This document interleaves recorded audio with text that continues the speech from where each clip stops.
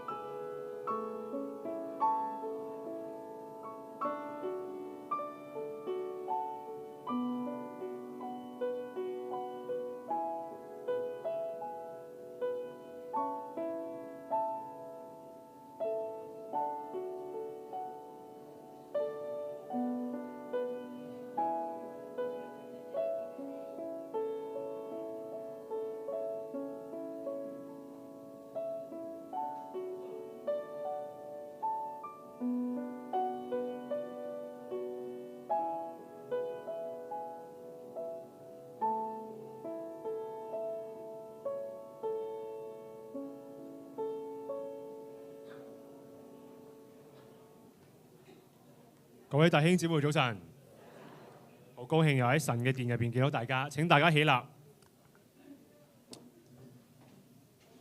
請聽宣召。我一生一世必有恩惠慈愛隨着我，我且要住在耶和華的殿中，直到永遠。請大家保持安靜，因為主在聖殿中。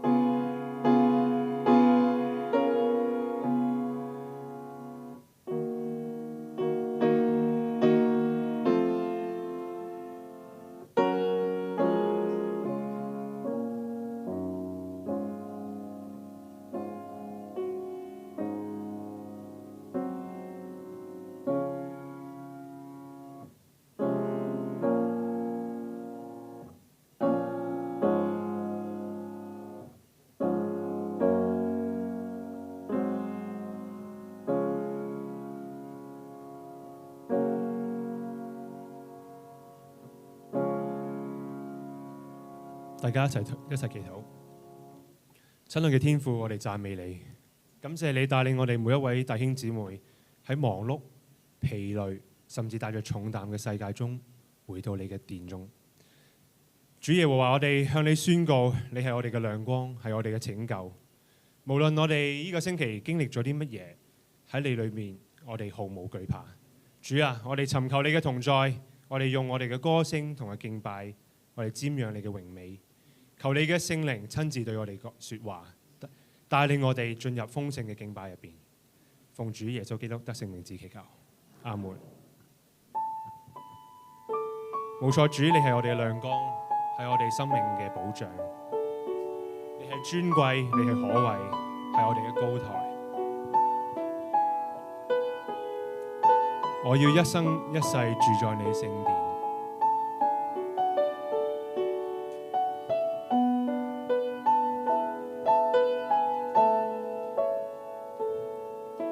主，你是我亮光，是我生命的保障。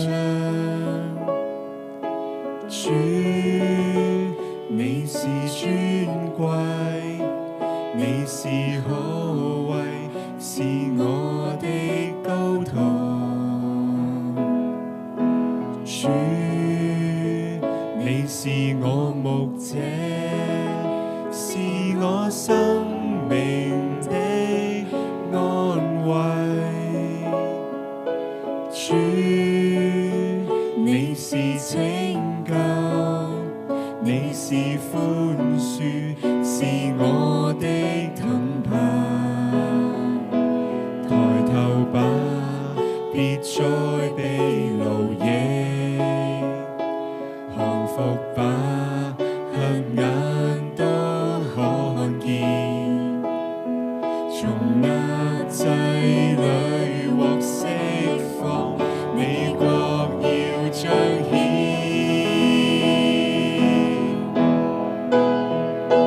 我要一生一世住在你聖殿，我要一心一意尋求你面，我要不惜一切信服你訓示，盡情地獻上作活祭。主你是個牧者，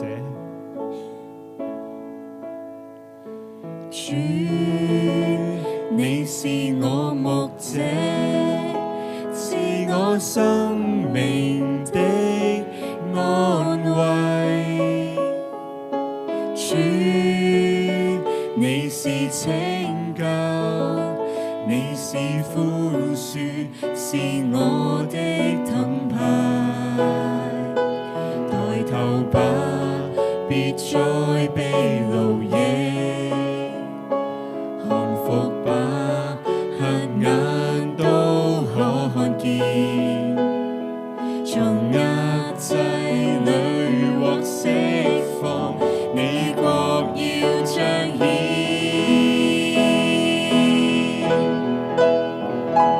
我要一生一世住在你聖殿，我要一心一意尋求你面，我要不惜一切信服你訓示，盡情地獻上作活祭。我要一生一世，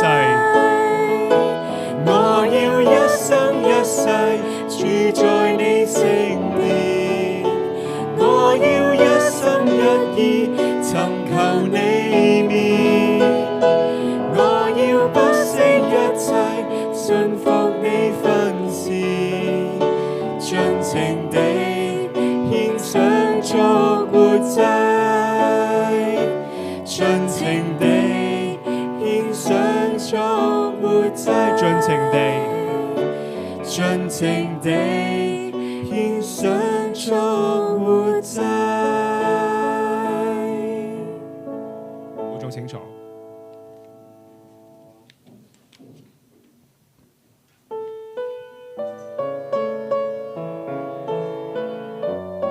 喺詩篇86篇講到，主啊，你本為良善，樂於饒恕人，以豐盛嘅慈愛對待凡求告你嘅人。你是良善。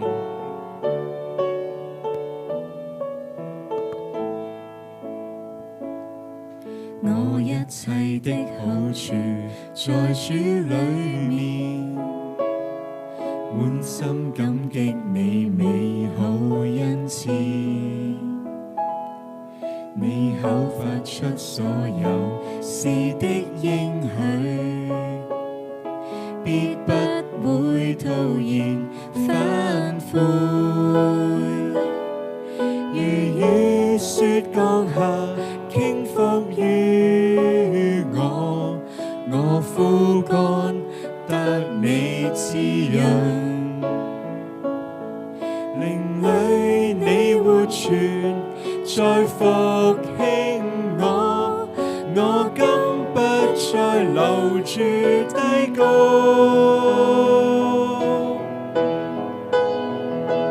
你愛的應許是我的力量，你必拯救我，投靠於你。你滿有恩典，手裏盡是良善，信你此刻正施恩於我。如雨雪降下，傾覆於我，我枯乾得你滋潤。靈裡你活存，再復興我，我今不再留住低谷。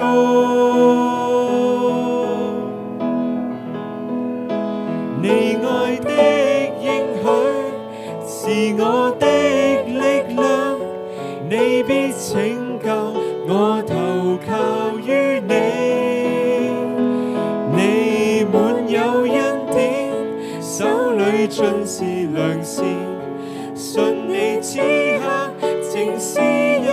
你愛的應許，你愛的應許是我的力量，你必拯救我，投靠於你。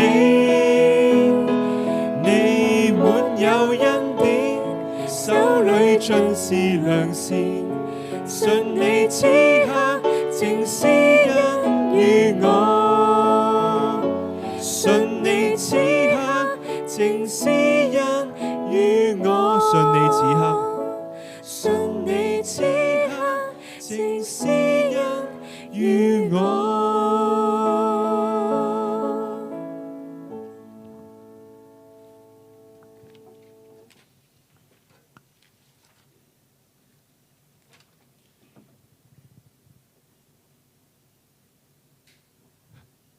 喺《使徒行傳》1章講到，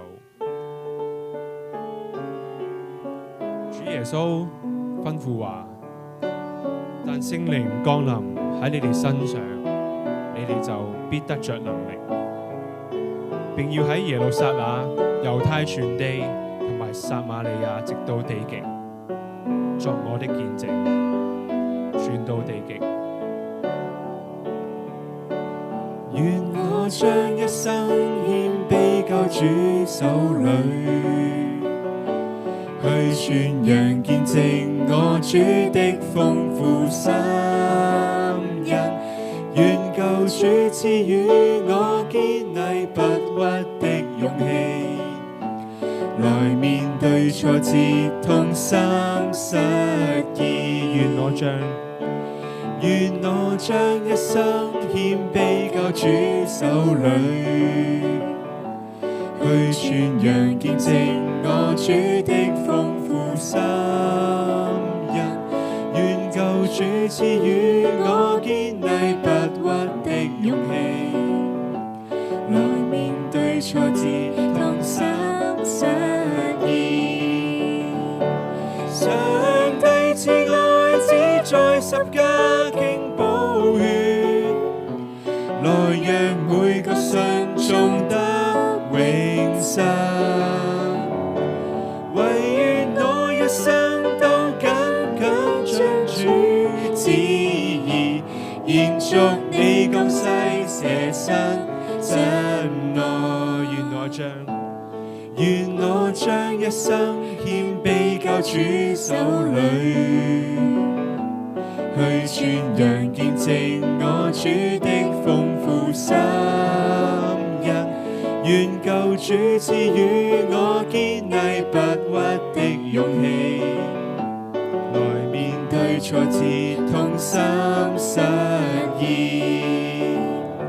上帝賜愛子在十架傾寶血，來讓每個信眾得永生。唯願我一生都緊緊遵主旨意，延續你降世捨身真愛。上帝賜愛子，上帝賜愛子在十架傾寶血，來讓每個信眾得永生。唯願我一生都緊緊遵主旨意，延續你降世捨身真愛，延續你降世捨身真愛，延續你降世捨身真愛。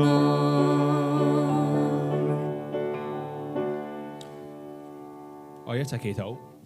親愛嘅天父，感謝你差遣愛子耶穌基督喺十字架上為我哋流出寶血，讓我哋得着永生嘅盼望。主啊，願我哋將我哋自己嘅一生謙卑嘅交喺你手中，求你使用我哋去傳揚並且去見證你豐富嘅心恩。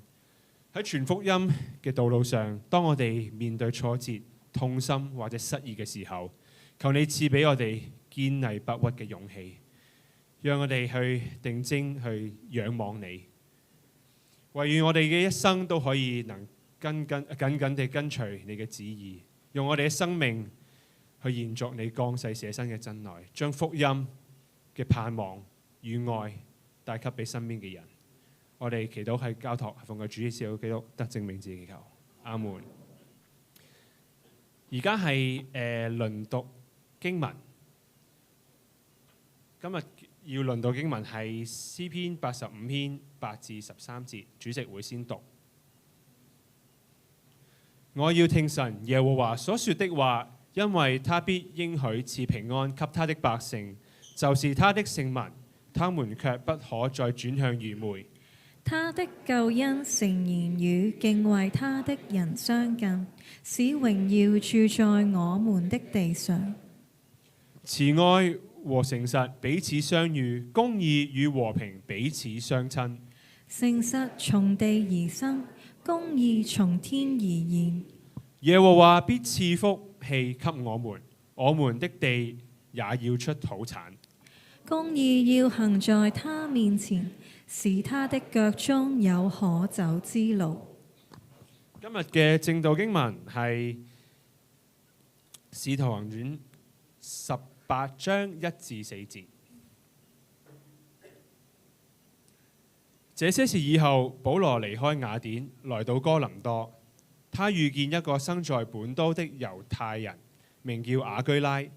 不久前，他帶着妻子百基拉從意大利來，因為克勞底命令所有的猶太人都離開羅馬。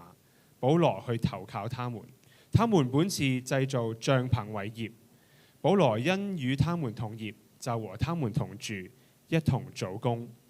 每逢安息日，保羅在會堂裏辯論，勸導猶太人和希臘人。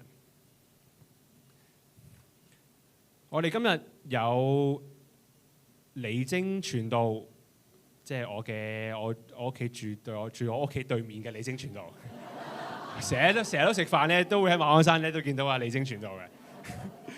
為我哋正道，咁今日嘅正道主題係為乜要織帳篷？咁我哋一齊聽下點解要織帳棚啦。好，唔該李晶傳道。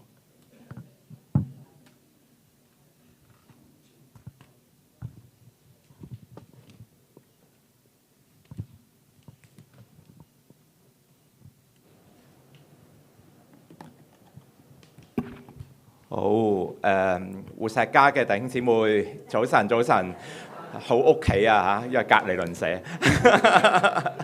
咁樣，咁啊好高興啦！今日咧又嚟到當中咧，同大家去一齊去分享即係聖經裏邊嘅話語啦。咁今日咧就同平時唔同啊！今日咧我就用一個/牧者嘅身份咧嚟到當中去分享裏邊嘅信息啦，或者咧而家做緊嘅一啲嘅事情啦咁樣。咁今日咧我哋講嘅講題咧就係為乜要織帳棚咁啊！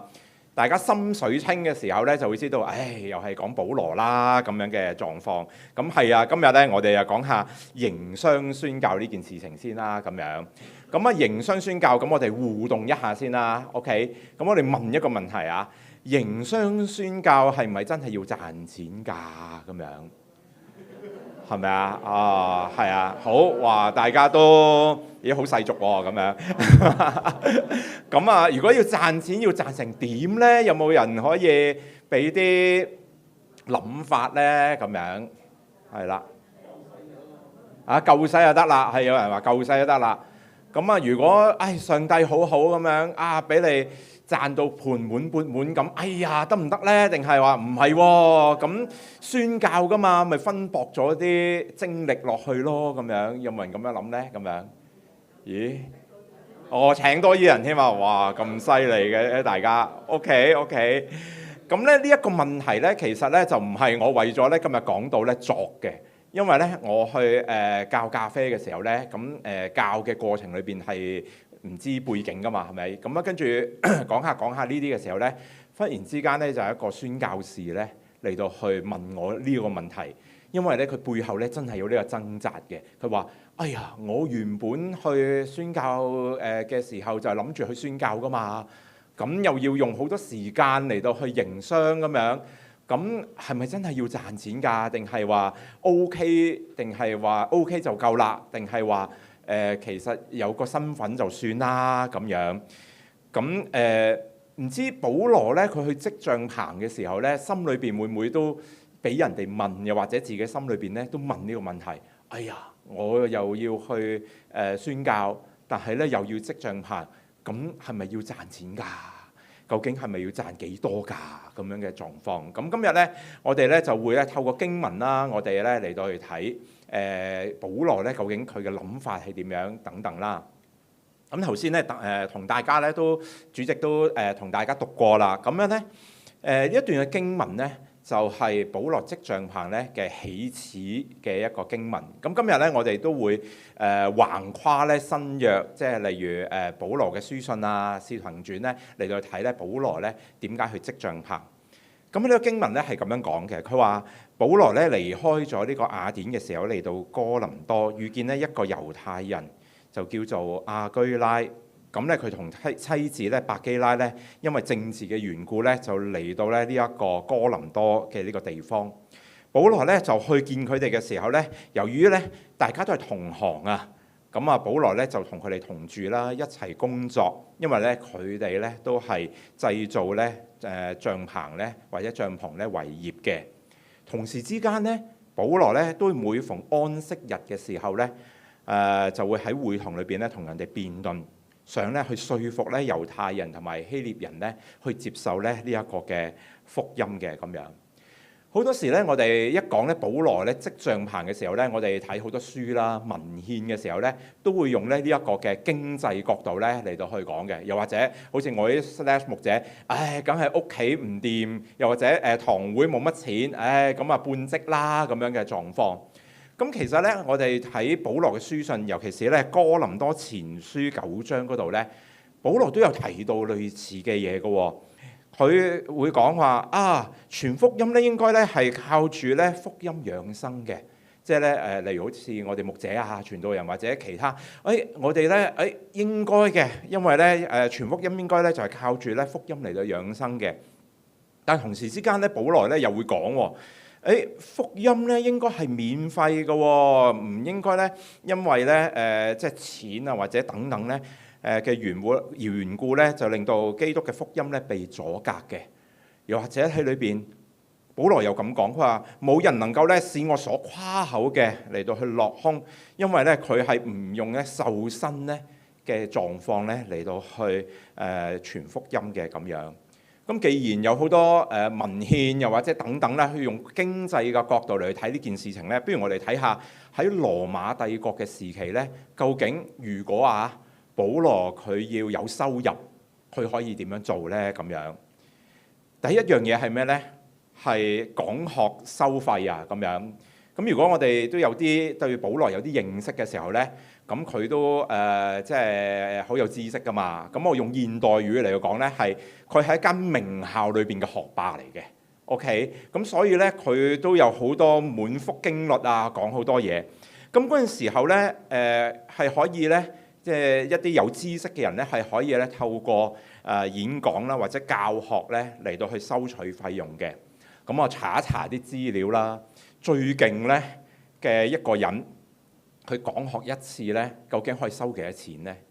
原來佢可以收咧一個普通人嘅人工咧30年嘅人工嘅，即係嘅費用嘅。咁咧我哋而家話啦，係咪先？咁唉點會值啊？咁我哋人人手機都有個 AI 唔識用都撳下同佢傾下偈，問下啦，係啦，陣間搭巴士去邊度啦？咁但係咧喺嗰陣時候咧，我諗咧知識咧係唔普及㗎，係咪？咁唔係個個都讀到書，即係有機會讀書啊！即係唔好講能力先。咁原來知識咧係好寶貴嘅嗰陣時候。咁所以咧如果靠講學咧，其實係可以去到呢個程度嘅。兼且你講學嘅時候咧，身份就好唔同啦，好顯赫啦。哇！你又有知識又可以話到俾人哋聽人生嘅哲理係點樣啊？咁等等。咁所以咧，其實保羅咁有知識咧，其實佢係可以咧透過呢一個嘅講學咧嚟到去收費咧，嚟到去養生嘅。但係佢冇咁樣做喎。另外一個方式咧就叫做贊助。咁我又用我哋嘅用語啦，即係如果用中國古代咧就叫食客啊。咁食客3000係咪？有人講到啦，係啦。琴晚好似冇咩人知道我講乜嘢，係啦。食客3000，咁即係咧，好似古代咁樣咧，有啲達官貴人或者咧有啲皇親國戚咁樣啦。咁咧佢就會喺佢嘅屋企裏邊咧，咁就去僱用啦，或者去叫養啦，嚟到去有一啲有知識嘅人喺裏邊。最簡單係咩咧？咁就係我有啲仔女咁樣，咁梗係教佢讀書啦，因為知識好緊要啊嘛，係咪先？喺嗰陣時候，咁如果除咗即係教書去教佢啲子弟之外咧，例如嗰個達官貴人，佢有啲嘢政策要推行，或者有啲立場咧要去講出嚟嘅時候咧，咁都要揾人站台噶嘛。咁你揾我站台係冇用啦，係咪先？冇乜知識。咁但係佢哋咧，揾一啲有知識嘅。有可以講到一啲立場出嚟咧，就可以幫佢站台咧，去支持佢咧，去推行呢一啲嘅政策咁樣。咁呢個咧都係咧庇護者，即係被養被庇護嘅人咧嚟到去作出嘅一啲嘅喺立場上面嘅回報。咁例如蘇格拉底啊、柏拉圖啊、亞里士多德啊，即係我哋比較出名，即係知道咧，其實佢都係一啲達官貴人嘅一啲嘅食客嚟嘅，或者被贊助者。咁呢個都係幾普遍嘅。但係咧，保羅又冇用到呢個個方式咧嚟到去揾佢嘅收入喎。另外一個係咩咧？辛苦啲嘅布施 begging。咁用我哋而家即係或者另外一個宗教嘅用語就係可能化緣啦，周圍去啦。咁呢一個咧就可以一邊走就一邊去講福音啦，去講佢嘅理念啦。即係如果係當時嘅人，但係咧生活咧就好唔穩定嘅。咁同埋出嚟個樣咧就比較低下啲，即係唔係好體面啊咁樣。咁有學者咧咁樣去講，可能咧主耶穌佢咧都係用呢種嘅方式嘅喎。因為我唔知佢有冇做木匠啦，即係佢有冇揼木啦。咁但係佢約瑟就係即係木匠嚟噶嘛，咁木匠嘅仔啦。咁嗰段時間可能佢都係用即係揼木啊、做家私啊等等咧嚟到做收入。但係佢出嚟傳道嗰3年半咧，我哋冇乜喺福音書裏邊咧見過佢講揼木喎。反而咧我哋成日見到佢咧，即係去黐飲黐食噶嘛。咁啊路加福音啊，甚至乎當時嘅法利賽人都話：哇！呢個人黐飲黐食嘅，有宴會就會出現㗎啦。或者耶穌成日講話：喂，我趕住去你屋企食飯喎，咁樣㗎嘛，係啦。我用現代語講下嚇，即係唔知耶穌係咪咁樣嘅口吻啊？咁用呢個咧嚟到去周圍去傳、周圍去講、周圍咧嚟到去養生，咁都有呢個方式嘅。但係保羅咧，佢冇用呢一個嘅方式。保羅咧用咧就係咧靠用佢自己嘅手作啊，親手嚟到去做，嚟到去咧嚟到去維生。靠呢一個咧，雖然咧即係都可以維生，但係咧嗰個地位都係低微少少嘅。甚至咧有哲學家或者即係頭先講有知識嗰啲人，佢覺得哇好浪費時間啊呢個，因為佢講學咪就已經可以有收入咯。咁嘥咗時間咧嚟到去咧做一啲嘅手作咧，好似唔係好成本效益喎咁樣。去到呢度嘅時候，經濟嗰方面，我哋諗下睇翻轉頭，保羅究竟頭先講話靠福音養生，又跟住福音要唔使錢，咁究竟講緊啲咩呢？哥林多前書9章係咁講，佢話既然咁樣，我嘅賞賜係咩呢？就係我傳福音嘅時候，叫人不花錢得福音，免得用盡我傳福音嘅權柄。喺哥林多教會裏邊，如果我哋認識少少呢，其實都幾貧富懸殊嘅。喺裏邊咧有一班人咧就好有呢一個嘅知識啦，又有錢啦咁等等啦。有一班咧就可能低下階層啲嘅，甚至乎裏邊寫聖餐嘅時候咧，有錢少少嘅，哇已經飲飽食醉都冇等咧即係啱啱放工，即係可能要 OT 都未嚟得切翻到嚟教會去聖餐嘅人，餓住肚咁嚟到去做。喺當中咁樣嘅教會有咁嘅情況底下，保羅佢就決定佢唔收取呢一個嘅哥林多教會嘅1分1毫，因為喺裏邊佢唔想有人要用30年嘅人工，而家供樓都唔知30年 O 唔 OK 啦，但係佢唔想用30年嘅人工嚟到聽聞福音。喺裏邊其實都有好多達官貴人喺呢一個嘅教會裏邊。佢哋都係願意咧去，喂，咁保羅你嚟啦，你去做我嘅食客啦咁樣。佢唔願意佢嘅信仰立場靠邊站，佢好想做一樣嘢，就係除咗基督以外，冇人能夠去影響保羅所傳嘅福音。佢有呢個堅持，但係保羅有呢個堅持底下，係咪證明佢就冇收過任何教會嘅錢呢？又唔係喎。喺腓立比書裏邊咧係咁樣講嘅，佢話論到受嘅事，除了你們以外，並沒有別的教會供給我。喂，除咗你哋之外，冇其他教會供給我，咁即係腓立比教會有供給啦，啱唔啱先？原來有收嘅喎。帖撒羅尼迦教會或者林後嗰度又咁講，喺極窮之間，還格外顯出他們樂捐的厚恩。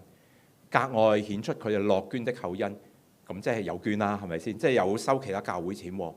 咁所以原來保羅佢傳福音，又或者佢揀嗰個工作，可能或多或少唔關錢事㗎，因為佢係可以唔收，但係佢又有收喎，即係又有收又有唔收。咁呢個唔係最影響佢考慮佢揀職進行嘅呢件事情。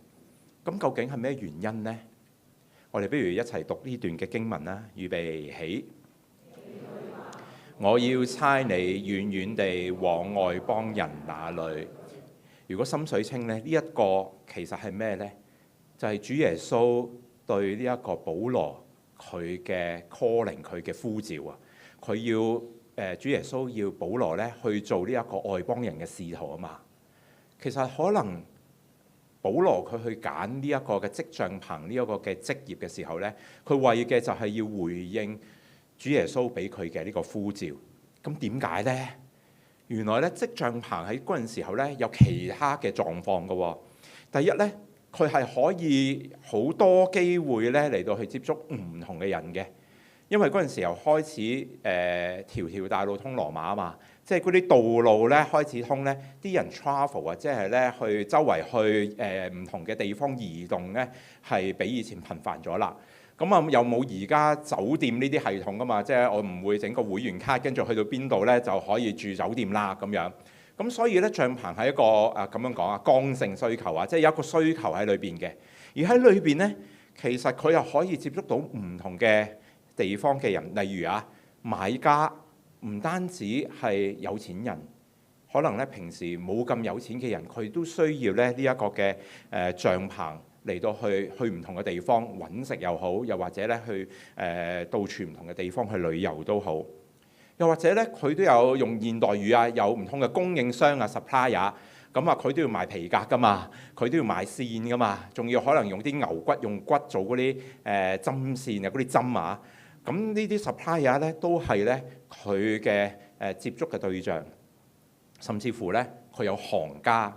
我頭先咧一齊去讀嗰段經文，呢一個亞居拉、百基拉都係佢嘅同行啊嘛。喺經文裏邊咧係咁講，佢話咧保羅前去見佢係投靠佢哋，又或者咧投奔靠攏佢哋。喺原文裏邊嘅意思咧就係已經同行喎，佢哋聚埋一齊啊。如果用現代語嘅咧，就係可能佢哋係一個同業公會又或者商會，佢哋聚集埋一齊咧，彼此咧嚟到去影響，彼此一齊嚟到去做生意，去做佢嘅行業喺裏邊。而呢一個嘅行業咧好特別嘅。我哋咧而家成日好多咩工作坊啊咁樣，即係例如我咩咖啡工作坊啊，或者其他嘅工作坊啊嘛。咁其實嗰陣時候咧都有呢個工作坊。如果佢哋要工作坊，佢哋點樣做咧？例如保羅佢去到以弗所，佢就去一個咧類似市集嘅地方，佢租一張台，咁佢就可以開始開工㗎啦，就喺嗰度。咁嗰啲真係叫 workshop， 真係叫工作坊。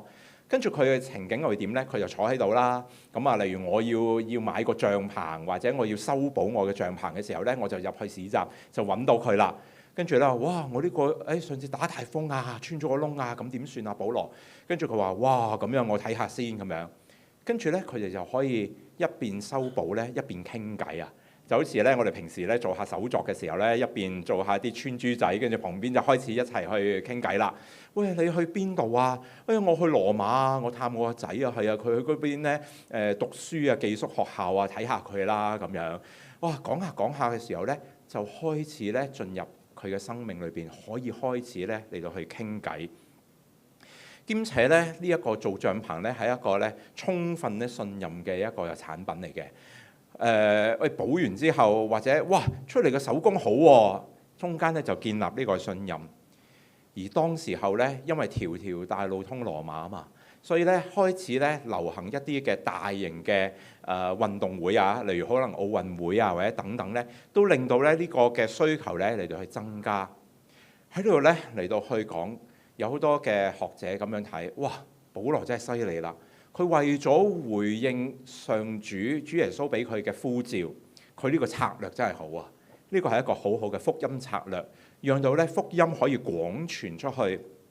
當我哋知道保羅都有3次旅行佈道嘛，佢就喺裏邊咧隨走隨傳，跟住之後裏邊又有收入，又咧去增加咧佢去接觸呢一個唔同嘅人嘅機會喺裏邊。但係咪淨係去到呢樣嘢呢？其實係咪揀呢一個嘅織帳篷仲有其他嘅原因呢？其實頭先我哋都有少少提過，織帳篷其實咧係嗰陣時候咧比較一個低下少少嘅一個職業。如果咧我哋了解咧嗰陣時候羅馬帝國咧其實係階級制嘅，最低咧就係呢個奴隸啦，跟住咧自由人即係話咧我做奴隸。跟住之後我冇咗份約啦，我唔使做奴隸，但係咧我就可以喺外面自由打工咁樣。咁跟住之後咧就羅馬公民啦，跟住之後咧就係貴族，跟住咧就係元老院咁樣。而織帳篷咧就係奴隸同埋自由人中間左右嘅一個職業嚟嘅。點解啊？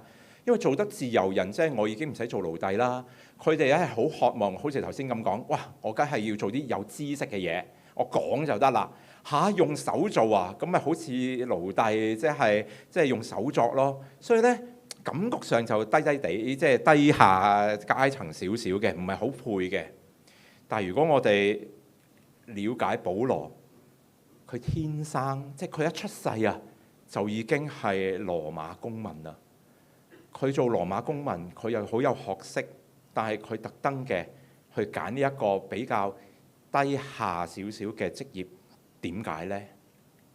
可能我哋可以咧對下呢句經文，預備起，你們當以基督耶穌的心為心，他本有神的形象，不以自己與神同等為強奪的，反倒虛己，取了奴僕的樣式，成為人的樣式。既有人的樣子，就自己卑微，全心信服，以至於死。除咗喺福音策略上面，可能保羅去揀呢一個工作呢，有另外一個嘅表達，就係佢以基督耶穌嘅心為心，佢用自己嚟到做一個嘅榜樣啊，全心信服，甘願降卑。佢原本咧係羅馬公民嘅身份，佢係名校嘅學霸，滿腹經歷，佢好多知識，但係佢揀一個接近奴隸嘅身份嘅工作。當有人嚟到去頭先講，喂，去織帳棚、去修補帳棚等等嘅時候，傾開偈，佢問阿保羅：誒，你幾時開始織帳棚㗎？哦，冇幾耐㗎咋？咦，咁你原本係咩啊？哦，我原本係羅馬公民嚟㗎。我原本咧喺名校嗰度咧，學霸嚟㗎咁樣。跟住嗰人話：誒，咁你做咩喺度織帳棚啊？做咩啊？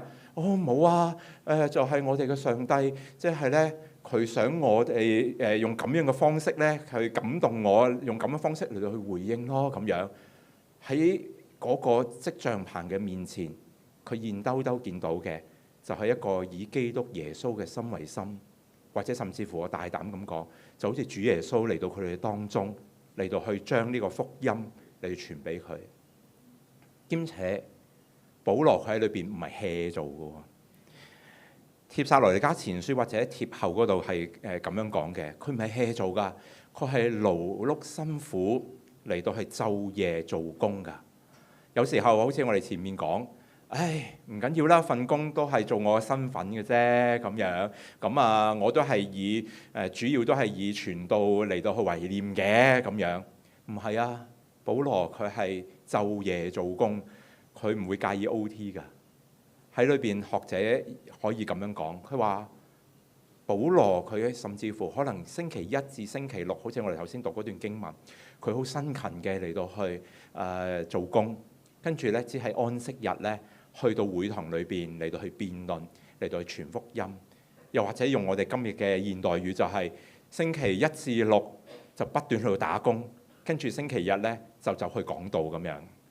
呢個就係保羅佢揀呢一個嘅帳棚，佢嘅心願，佢嘅理念，佢想要付出嘅。哇！羅馬時代咁遠，而家仲有冇人咁樣㗎？咁呢，我就分享一樣嘢。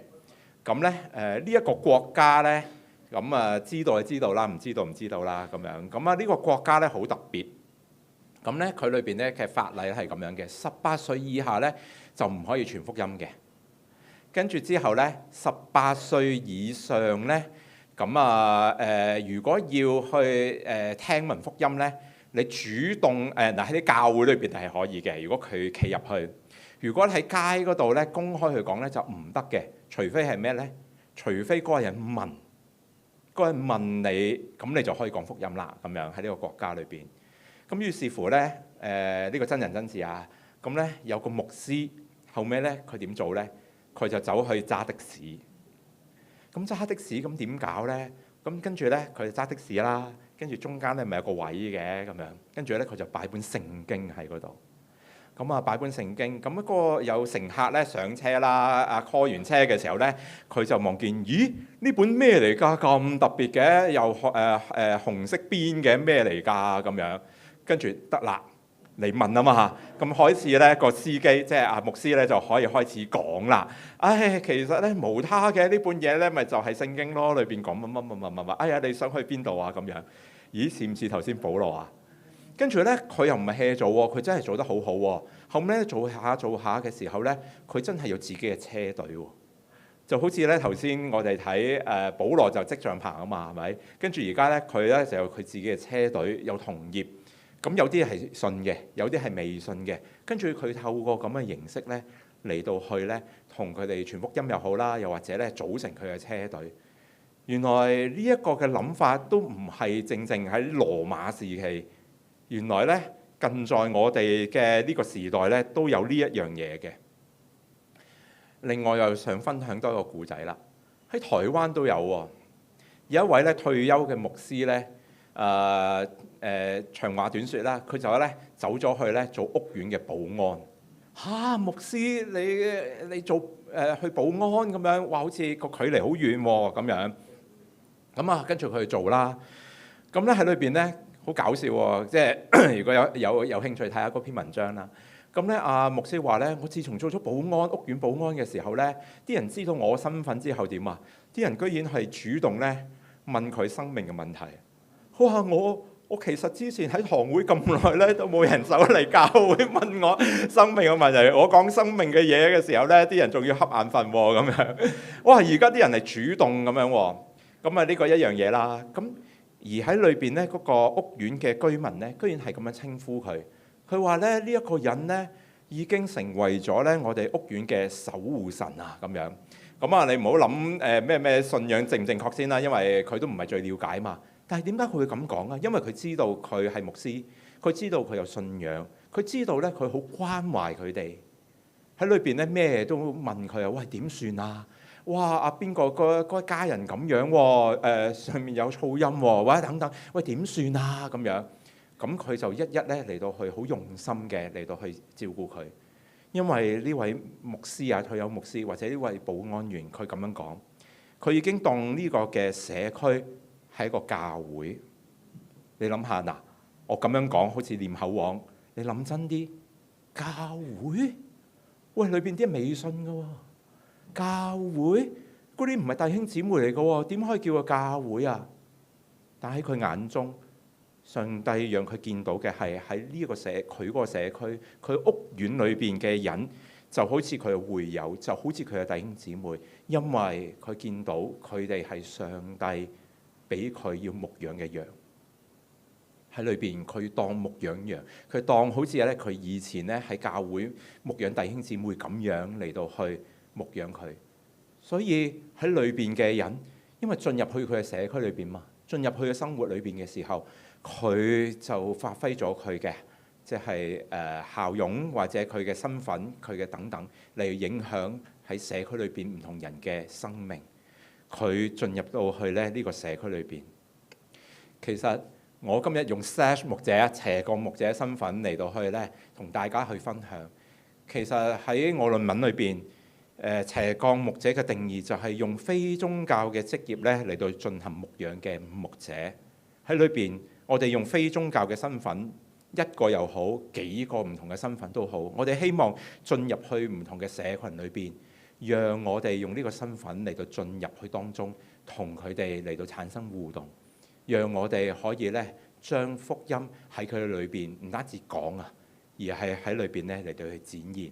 所以咧喺香港啊，我認識嘅有好多唔同㗎，有啲咧就做餐廳嘅老闆啦，有啲咧就做普拉提嘅教練啦、拳擊教練啦，又或者培訓師啦、養生館啦，之前都有即係同大家分享過。又有金融業啦，喺裏邊佢做信學嘅，有好多唔同嘅職業，大家咧都係為咗咧想進入咧呢一個嘅社群裏邊，將福音咧嚟到去帶俾佢哋。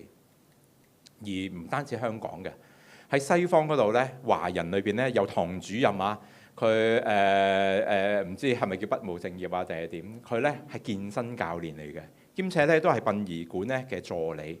喺裏邊咧，佢透過咁嘅形式咧嚟到去進入唔同嘅社群，或者喺唔同嘅狀況底下嚟到去同人同行。由西方咧有啲其他咧有一個而家興嘅一個字咧，就叫做共職牧者啊 ，co-vocational pastor。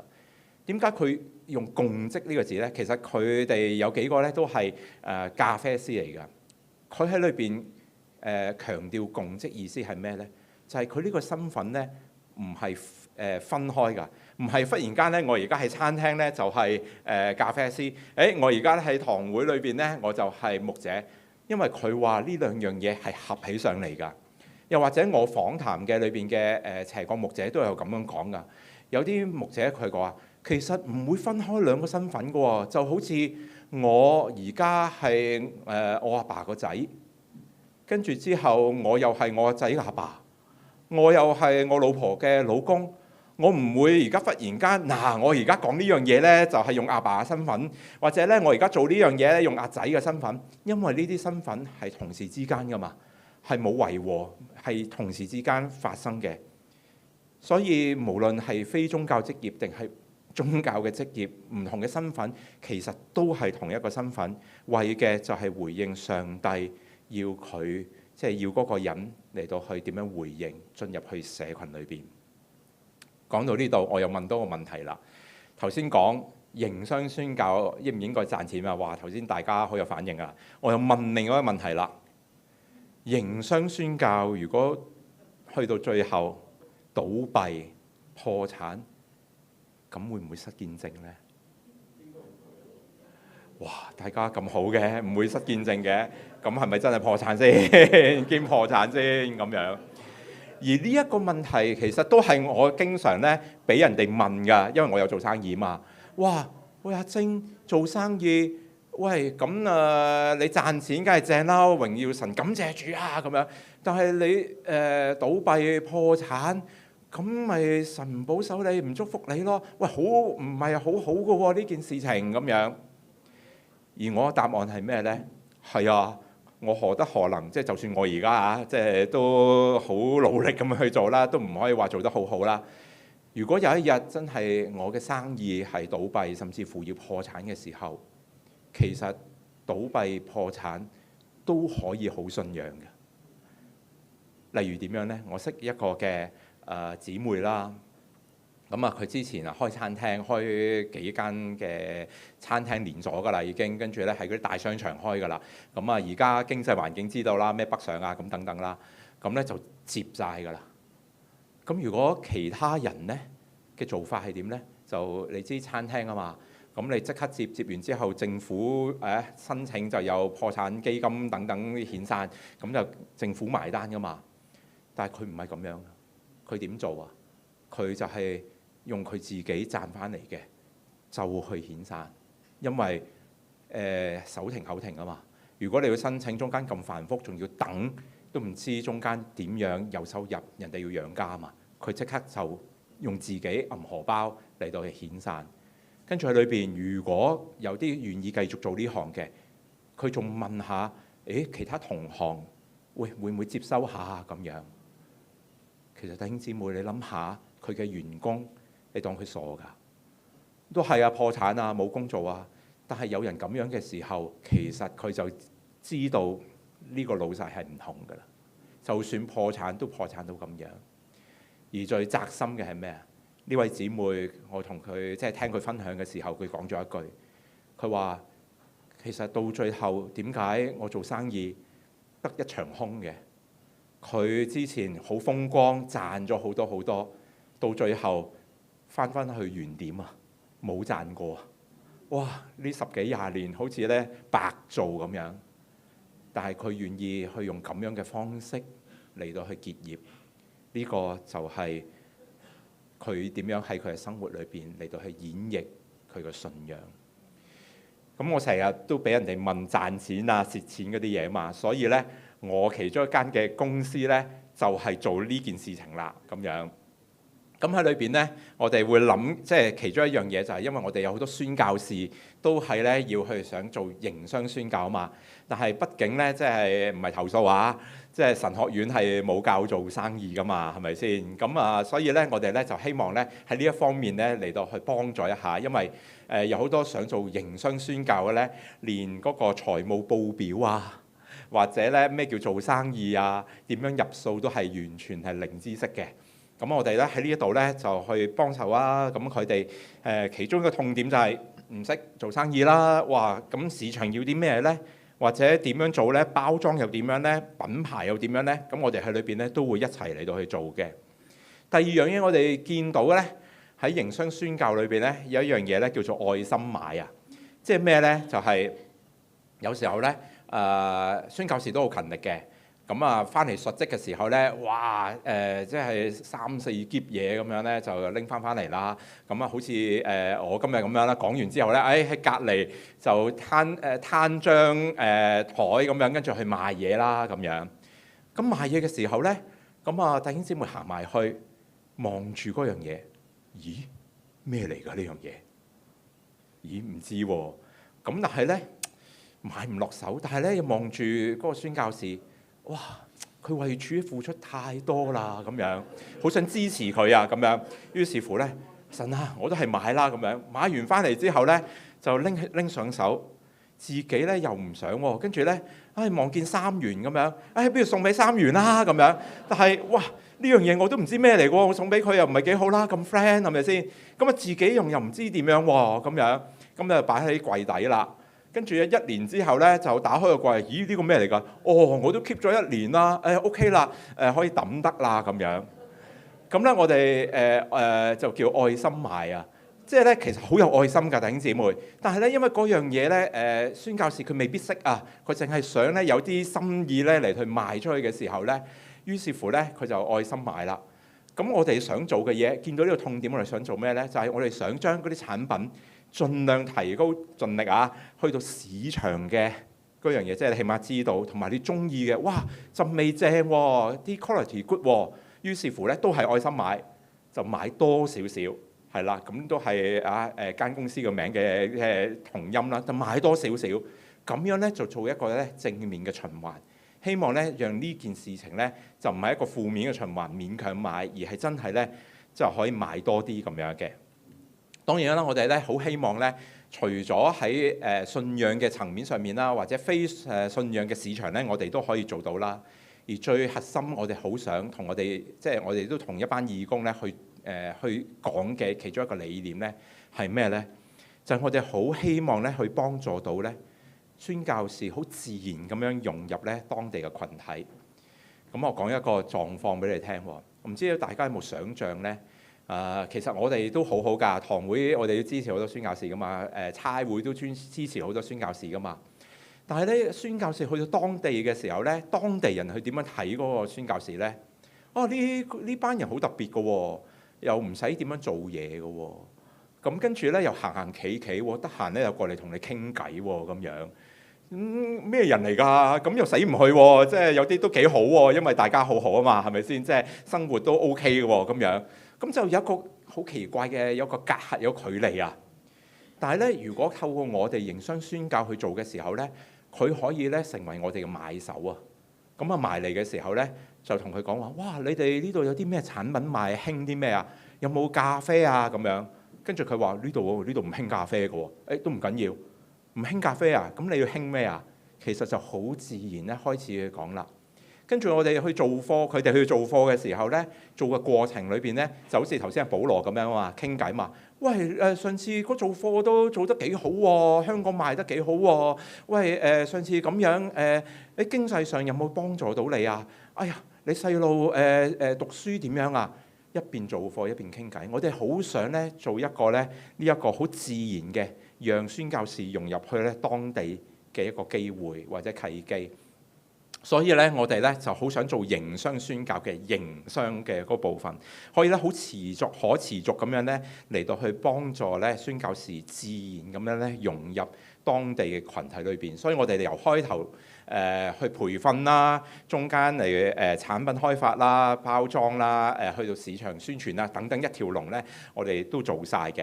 咁我舉個例子啊，呢個咧係我哋第一個產品。呢個係咩咧？合作之前咧，上面嗰個咧。令立嗰個係咩咧？唔好誤會喎，唔係豆豉嚟嘅喎，嗰個係咖啡嚟㗎，咖啡豆炒完嘅。咁跟住咧，個宣教士同我講，佢話：阿晶，我哋 ready 啦，你可以去賣啦。佢話：咩嚟㗎？點解令立嘅？麻麻地喎。跟住我哋 ready 㗎啦。跟住咧，右手邊咧，即係湖水藍色嗰個咧，就係佢嘅包裝啦。咁咧上面咧就用 A4 紙咧，即係打印之後咧就貼上去，你去賣啦咁樣。我話呢個難啲喎。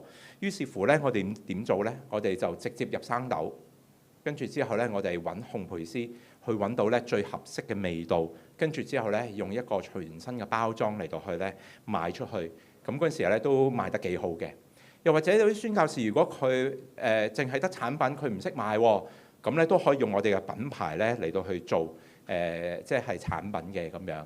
咁而家我哋提供嘅服務就好似頭先咁講啦，我哋按住法規咁做晒喺食物工場牌裏邊去做啦，又或者咧有啲回禮嘅禮品啦、堂會團購啦、或者公司啦，或者等等咧嚟到去幫襯我哋咧。而最特別咧左下角咧就係我哋都會咧特登做晒咧好多嘅支付嘅平台咧，我哋搞掂晒，因為咧宣教士佢哋獨立去做咧好難㗎。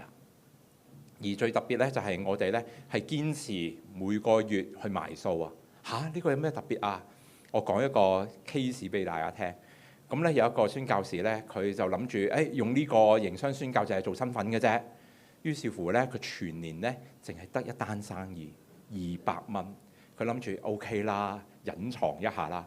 但係調翻轉咧，當地政府去睇嘅時候咧，就話：哇！呢間咩公司嚟㗎？一年得一單生意200蚊都可以生存嘅，調翻轉就查下佢先咁樣。跟住我同佢講：哎呀，唔好咁啦，不如正正當當，即係正正式式去做生意啦咁樣。咁所以我哋每個月咧去埋數，如果我哋有即係賣出去收入嘅時候，其實係好自然嘅一個流水帳咧，其實都唔使做假。咁我哋當地政府就算佢都知你係乜嘢，見到有生意喎，見到望落去咧係好自然嘅時候咧。其實成件事情又好唔同啦。咁當然我哋都會好努力咧喺市集或者唔同嘅地方嚟到去擺賣啦咁樣。咁而家咧我哋支持緊呢8個嘅宣教單位，因為我哋除咗咧希望可以支持一位嘅宣教士之外咧，我哋希望可以有協同效應啊。即係例如，我買完個咖啡嘅時候見到，咦啲茶都幾好喎，其實已經2個宣教士啦。哎呀！我細路睇電視嘅時候想食啲口立濕喎，咁樣又買埋蘋果乾咁樣，咁已經3個啦。我哋希望咧喺裏邊咧有一個協同效應，甚至乎咧我哋大膽啲，而家未做到嘅就係如果我哋可以做到宣教產品嘅 Hong Kong TV Mall 更加好啦咁樣。不過仲有一個好遠嘅距離啦。不過我哋希望可以喺裏邊咧有呢一個嘅協同效應。而好多人問：喂，阿晶，你哋做呢啲咁嘅嘢，營商宣教係咪真係可以傳到福音㗎？我講一個故事俾大家聽。喺裏邊呢，我哋有一個嘅宣教士，呢個幾好嘅一個狀況就係佢係由零開始，我哋由培訓開始，唔識做數啊，唔識咩叫生產，我哋去培訓啦。跟住之後呢，佢去到日本，跟住之後呢，神原本佢就311，即係服侍311嘅。咁跟住之後呢，神帶領佢呢，就去見到呢當地嘅日本嘅果農。個日本果農就同佢講話：我有1噸嘅蘋果唔要啦，今年豐收啊！佢話嚇，豐收有1噸蘋果唔要，點解啊？咁嘥啊！係啊，因為我哋唔識賣啊，賣唔到出去啊咁樣。點解賣唔到出去啊？咁於是乎呢，就宣教士就同我哋傾啦，因為一齊做產品啊嘛咁樣。我話：哇，唔掂喎！人哋果欄一個貨櫃一個貨櫃，我一箱一箱唔夠鬥啊嘛！即係頭先大家一齊傾啊嘛，要賺錢噶嘛，賺唔到喎，頂唔順喎。不過之前呢都有即係培訓嘅時候有講過凍乾技術，大家知啊，凍乾技術係啦，因為蘋果風乾就賣唔到啊嘛，好樣衰噶嘛，生晒銹唔得噶嘛。咁如果有凍乾技術都 OK 嘅，我哋都可以諗下嘅。又感謝主喎，喺佢嗰度附近呢，真係有工廠。就有凍乾嘅技術，咁即刻計價啦，計下咁要賺錢噶嘛，係咪先？咁計下，咦蝕唔蝕喎？應該咁嗱臨啦，即係唔係啲蘋果變壞啦？咁即刻做完之後呢，感謝主，我哋食唔晒1噸嘅，都1/10，即係100 kg 左右啦。咁樣賣出嚟都幾好喎個效果，因為15度甜度㗎，因為。平時如果喺日本嘅時候呢，最出名就係青心蘋果嘛。咁而家呢，佢哋呢就係岩手縣嘅蘋果。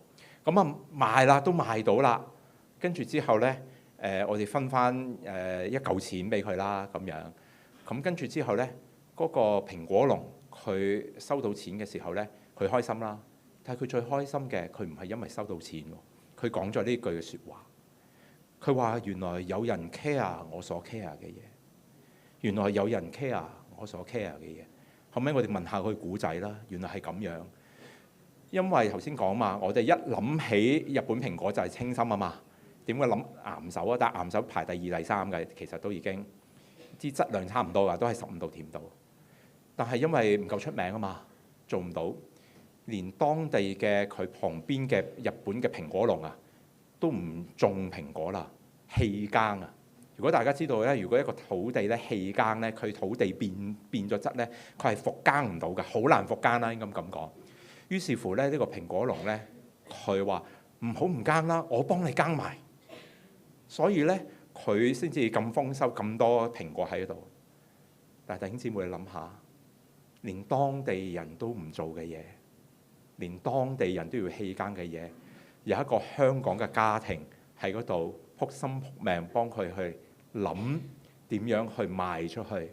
喺香港呢邊又有人嚟到去撲心撲命幫佢諗下包裝，幫佢咧去做呢啲嘅事情，最後係賣到。錢係一樣嘢，因為要賺錢嘛頭先講。但係背後佢講呢句，原來有人 care 我所 care 嘅嘢，弟兄姊妹，呢個咪就係福音。我哋冇第二個一張小冊子俾佢，我哋冇同佢講過3福4律，呢啲重要㗎，我唔係唔重要。但係呢一樣嘢已經係成為佢嘅福音，已經進入去佢嘅生活裏邊。但係呢個故仔唔係淨係停到呢度，去到後尾宣教士喺當地嘅時候，佢揾到傷健嘅群體嚟到去做包裝啊！喺裏邊，如果我哋熟悉日本嘅文化嘅時候，傷健群體其實喺佢哋就比較唔係主流嘅一個群體啊嘛。都當地即係主流嘅都唔係好中意佢哋咁樣嘅狀況，但係佢哋揾到喺裏邊嚟到包裝。而呢樣嘢最特別係咩啊？就係因為包裝都喺日本做，我喺包裝紙上面就可以名正言順寫一個字 Made in Japan。弟兄姊妹，你知唔知 Made in Japan 呢個字係香港嘅威力啊？威力係無窮嘅，我之前都唔敢寫啊，而家係寫 Made in Japan， 哇！即刻唔同啦，真係 Made in Japan， 真係啊，冇講大話噶嘛，即係賺錢，但係唔可以咁樣即係亂咁嚟噶嘛，咁樣。我想講嘅係咩呢？就係原來我哋去用營商宣教進入去唔同嘅社區，我哋叫做傳福音，我哋去讓好多人唔同嘅人喺裏邊參與嘅時候，呢個係同賺錢同營商係冇分割㗎。我唔係話冇計啦，我揾咗呢啲人嚟到去包裝，我就要蝕㗎啦。唔係啊，原來因為我揾咗佢哋去做包裝呢，我仲賺得多啲啊，因為Made in Japan啊，呢兩樣嘢係冇分割嘅。原來宣教同賺錢同我哋嘅生活喺裏邊係冇分割嘅，甚至乎我哋好希望我哋形成咗一個神國嘅事工嘅一個生態圈或者等等，唔同嘅人喺裏邊可以有唔同嘅參與，無論堂會又好，市集又好，我哋甚至乎喺裏邊營養標籤，我哋揾營養師都係主內嘅，或者咧炒豆師，我哋咧都揾一啲其他有需要嘅人士嚟到去喺裏邊去做。我哋希望呢樣嘢唔單止賺錢咁簡單，我哋希望福音喺裏邊流動，有唔同嘅人喺裏邊參與就好啦。咁樣去到最後。講到而家，咁宣教關我咩事？即係關我梗係關事啦，關大家咩事啊？我又唔係宣教士，我更加唔係 slash 牧者啦，搞咁多嘢，極其量啊！如果大家有興趣，咪陣間走去買啲宣教產品啦，係啦，我出口術啊，係啦，咁啊，如果有興趣嘅去買下啦。但係問深一層，宣教關大家咩事呢？最近呢，有個神學家，我睇書啦。講咗一句嘢咧，我覺得好入心嘅。佢講咩啊？佢話教會裏邊其實本身係冇宣教呢個事工嘅，教會本身就係宣教。咩意思啊？教會裏邊唔係一個宣教嘅事工，係啦，我哋有敬拜部，我哋有培育，我哋咧有其他，咁有一個部門咧叫宣教。唔係啊，弟兄姊妹，我哋本身教會嘅存在就係宣教。因為佢跟住後面講咗一句，佢話我哋所見證嘅基督係一位唯有透過見證者先至能被世人認識嘅基督。我講翻人話，因為神學家嘛，講翻人話係咩？就係我哋每一個人我哋信徒嘛，我哋係組成教會，教會就係我哋啊嘛。我哋就係唯一咧嘅見證人，進入去唔同嘅場景底下嚟到去見證呢一個嘅基督。因為唯有其他人透過我哋，先至可以認識到我哋所見證嘅基督。可能我哋透過講出嚟啦，甚至乎應該係咁講見證啊嘛。我哋係活出嚟，我哋喺我哋嘅生活層面，無論可能我哋係喺辦公室裏邊嘅，又或者可能我哋喺其他嘅崗位上面嘅，可能我哋賺到盆滿缽滿感謝主嘅，又或者我哋生意失敗要破產，我哋要遣散嘅。無論喺任何嘅環境底下，我哋做生意又好，喺屋企煮飯又好，喺唔同嘅狀況底下都好，我哋就係呢一個我哋所信嘅主耶穌基督嘅見證人。我哋進入去唔同嘅社群當中，弟兄姊妹，呢個就係宣教。呢個唔單止係短宣，呢個係長宣，係用我哋一生嘅生命嚟到去做嘅一個宣教。我哋一齊祈禱。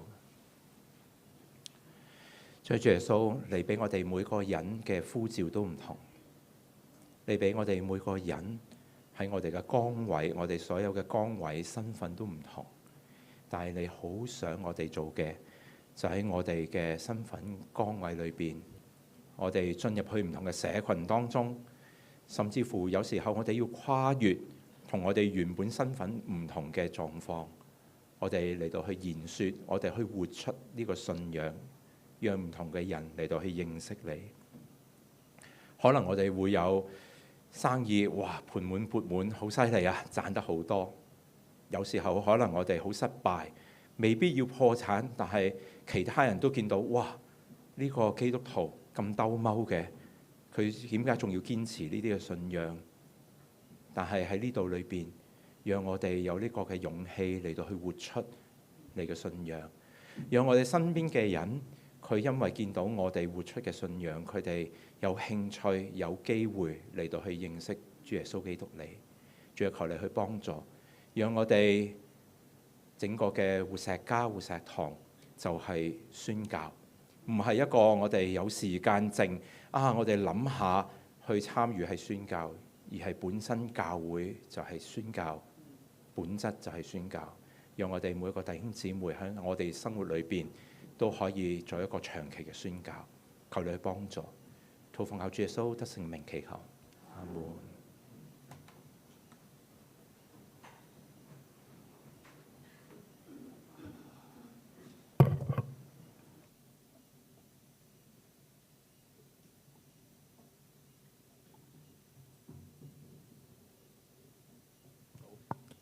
testing。頭先我太太見到嗰啲蘋果嗰個葉嗰度，哇，想試下，跟住我話出邊有啊，我見到啊，咁樣陣間去買。好，多謝李晶傳道嘅證道啦。咁分享佢喺分享喺工作中見證基督，喺商業中活出信仰，同埋分享喺市場中拓展神國嘅宣教路徑。咁我哋而家會唱回應詩歌《傳到地極》。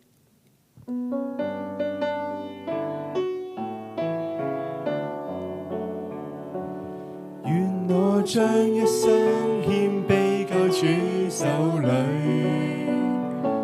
去傳揚見證我主的豐富心恩。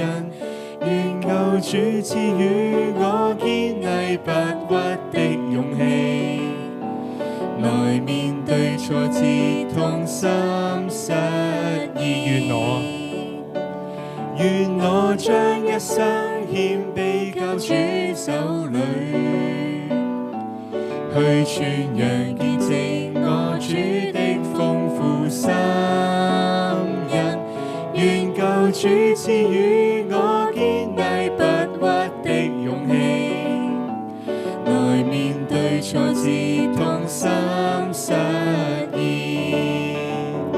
上帝賜愛子在十架傾寶血，來讓每個信眾得永生。唯願我一想主旨意，延續你降世這生真愛，延續你降世這生真愛。我哋而家一同以奉獻回應上帝。請司事來到台前。